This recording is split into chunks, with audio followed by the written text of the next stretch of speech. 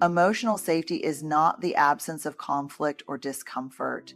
It's the commitment to staying present even when it's hard. It's about being able to say, this is me, messy, imperfect, and brave enough to show up. Let me tell you something that fundamentally changed the way I see relationships. Emotional safety isn't a gift one person hands to another. It's a space that two people build together. Brick by brick, moment by moment. And yes, it takes work. There's research that shows how feeling emotionally safe directly impacts not just relationship satisfaction, but overall well-being.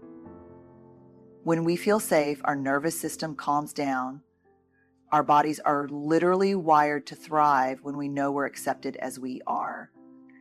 So creating emotional safety is not just about being kind. It's about creating a foundation where love can grow. Practice compassionate listening. Listen not to respond, but to truly understand. Validate feelings, even when you don't agree. One of the hardest things to do, especially when we feel misunderstood or attacked, is to just stop and really listen. I'm talking about that deep, grounded listening where we put our defenses down and really let the other person's words land.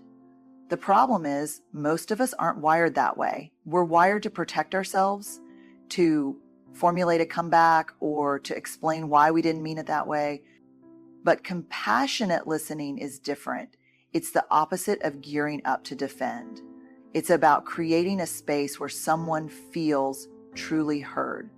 When we listen this way, we're not just hearing words. We're witnessing another person's experience. We're saying, I see you, I hear you, your feelings matter. Now, this doesn't mean we're agreeing with everything that's being said. It doesn't mean we're taking responsibility for their emotions. It just means we're giving them the dignity of feeling heard. And that's powerful. One of the most common mistakes we make is thinking that listening means solving. Have you ever been in a situation where you're just trying to share how overwhelmed you feel, and before you're halfway through, someone's already offering you a dozen solutions? It's frustrating, right? Because it feels like they're trying to fix you instead of just being with you in that messy, complicated moment. Research shows that feeling heard actually lowers stress. When someone truly listens, our bodies respond as if we've just exhaled after holding our breath. It's like the tension leaves our shoulders because we no longer feel the need to prove that our feelings are valid. We can just be. I remember talking to a couple once who had been married for over 20 years. The husband said, I've spent most of my marriage trying to get her to understand why she shouldn't feel the way she does. I thought I was helping.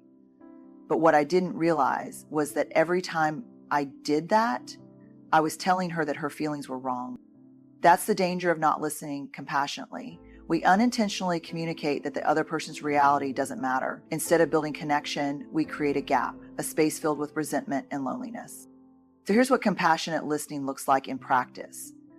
It's when your partner says, I feel hurt that you didn't call when you were late, and instead of jumping to, but I was busy, you say, I hear that. You felt unimportant. That wasn't my intention, but I get why it hurt. Notice how that response doesn't immediately defend or explain. It holds space for the other person's reality without minimizing it. This is tough because it requires us to hold back our own need to be right. But it's also transformative. When we respond like that, we're saying, your feelings are safe with me. Compassionate listening requires practice. It's about choosing to be present and resisting the urge to fix or explain away someone's pain. The goal isn't agreement, it's connection. We can hold someone's hurt without making it about us. We can make space for their truth without giving up our own. And when we do that, we create emotional safety, not because we agree on everything, but because we agree that both of us matter. Acknowledge your own triggers. Recognize when your past is showing up in your present. Own it. This one's tricky because, let's be honest, most of us don't like admitting when our own stuff gets in the way. It's easier to point out what the other person did wrong or how they made us feel. But sometimes our reactions have less to do with what's happening right now and more to do with what's already happened in our lives. I remember talking to someone who said, I don't know why I get so defensive when my partner asks me where I'm going. It's just a question, but it makes me feel like I'm being controlled. When we dug a little deeper, it turned out that they grew up in a home where every move was questioned and independence wasn't really allowed, even though their partner had no intention of being controlling. That simple question triggered an old fear, the fear of losing autonomy. Here's the thing, triggers are normal. They're a part of being human, but when we're not aware of them, they can hijack our reactions and leave us saying things like, you always make me feel this way, or why can't you just stop doing that?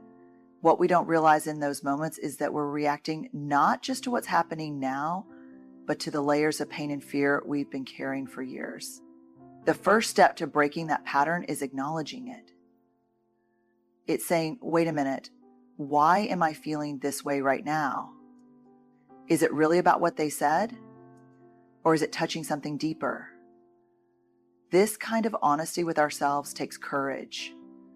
It's uncomfortable to admit when we're reacting from a wounded place. But the truth is, when we don't own our triggers, they own us. They lead us into arguments we didn't need to have. They make us defensive when no one's attacking. They convince us that we're fighting the person in front of us when really we're wrestling with ghosts from our past. It's not about blaming ourselves or excusing harmful behavior. It's about awareness. It's about pausing and saying, okay, this feeling is familiar. Where have I felt it before? What am I really reacting to? And then here's the tough part, sharing that with your partner. Not in a way that makes them responsible for fixing it, but in a way that says, I know this is mine to work on. And I just need you to know why it's hard for me. That level of vulnerability changes the dynamic. It's not about placing blame, but about seeking understanding. It lets the other person in instead of pushing them away. And when both people in a relationship are willing to do that work, to own their triggers and share them openly, it creates a space where real healing can happen. Because at the end of the day, emotional safety isn't about never being triggered. It's about recognizing those triggers together without shame and committing to working through them as a team. Communicate boundaries clearly. Safety isn't about being a doormat. It's about clearly stating what you need without blame or shame. One of the biggest myths about creating emotional safety is that it means saying yes to everything or never disagreeing. But safety doesn't come from being passive or agreeable. It comes from being honest. Setting boundaries isn't about pushing people away. It's about letting them know how to love you better. Here's the thing, boundaries are uncomfortable because they require us to say, this is what's okay for me and this is what isn't. And sometimes we avoid setting them because we're afraid of seeming difficult or demanding. But without boundaries, we end up feeling resentful, overwhelmed, and ironically unsafe. Imagine being in a relationship where your partner constantly interrupts you mid-sentence. You let it slide the first few times, thinking it's not worth making a big deal out of, but over time, those little interruptions start feeling bigger. You feel unheard and dismissed. The resentment builds, and suddenly one day you snap. Why can't you just let me finish for once? Your partner looks confused and maybe a little hurt. And now it's not just about the interruptions, it's about why you didn't speak up sooner. Boundaries aren't about holding in frustrations until they explode. They're about expressing your needs in real time, calmly, clearly, and without placing blame. Instead of saying, you always cut me off, try saying, I feel unheard when I'm interrupted. Can you let me finish before you respond? It's not about making someone feel guilty. It's about being honest about what you need to feel respected. One of the things I've learned is that people aren't mind readers. We expect others to just know what hurts us or what we need, and when they don't, we feel betrayed. But half the time, they're just operating from their own perspective. not realizing they've crossed a line. Communicating boundaries is like giving someone a map to navigate the relationship safely. Without it, they're wandering around, unintentionally stepping on emotional landmines. It's important to remember that boundaries aren't ultimatums. They're not about controlling someone else's behavior. They're about expressing your limits. There's a difference between saying, "You can't talk to me that way," and saying, "I'm not comfortable being spoken to like that." One is an accusation, and the other is a statement of self-respect. And let's not forget, setting boundaries doesn't mean they'll always be respected. Sometimes people will push back. They might feel hurt or defensive, especially if they've never had boundaries set with them before. But that doesn't mean your boundaries aren't valid. In fact, how someone reacts to your boundaries says more about them than it does about you. A healthy relationship is one where both people can voice their needs without fear of retaliation or ridicule. It's also important to respect the other person's boundaries too. Emotional safety isn't one-sided. If someone says, "I need some space right now," honoring that request builds trust. It shows that their needs are just as important as yours. Communicating boundaries can feel risky, but it's the only way to cultivate real connection. It shows that you're invested enough to be honest and that you care enough to make the relationship work for both of you. And when both partners practice setting and respecting boundaries, that's when true emotional safety starts to take root. Cultivate emotional honesty. Be brave enough to share your feelings, not just the polished ones, but the messy, uncomfortable ones too. You know, it's funny how we can convince ourselves that being honest means sharing only the parts of our feelings that sound reasonable, neat, or justified.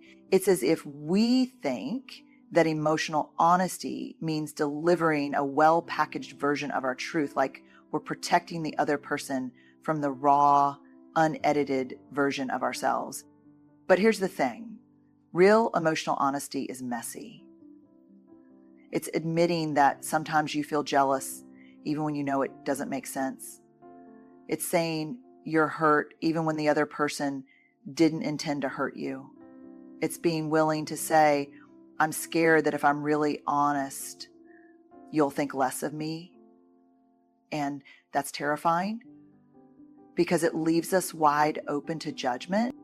What I've found, both in research and in life, is that real connection doesn't come from showing people our well-managed feelings. It comes from sharing the ones that are tangled up and a little bit ugly.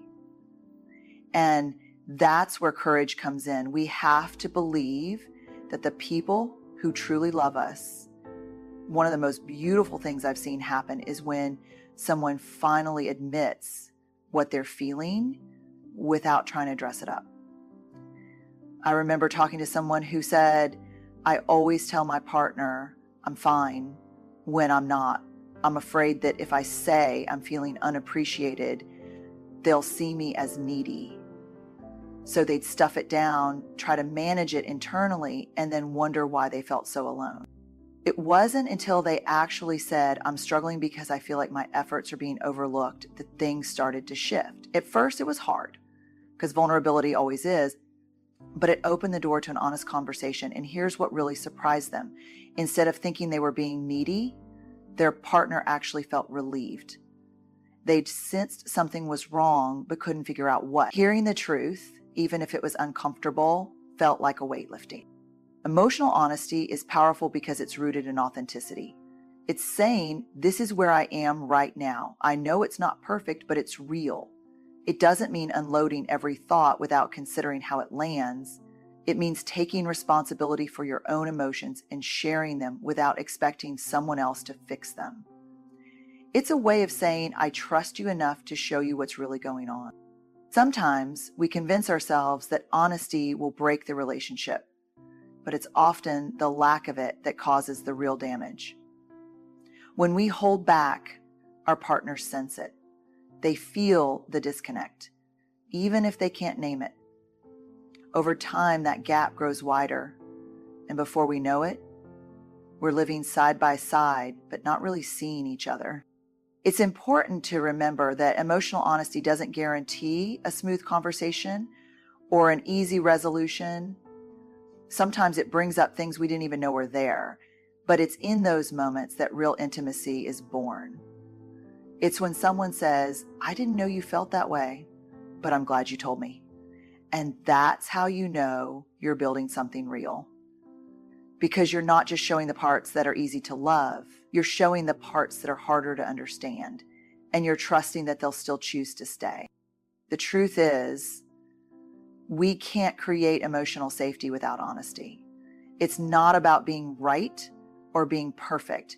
It's about being brave enough to say, "This is what I'm feeling, and I want you to know because it matters to me."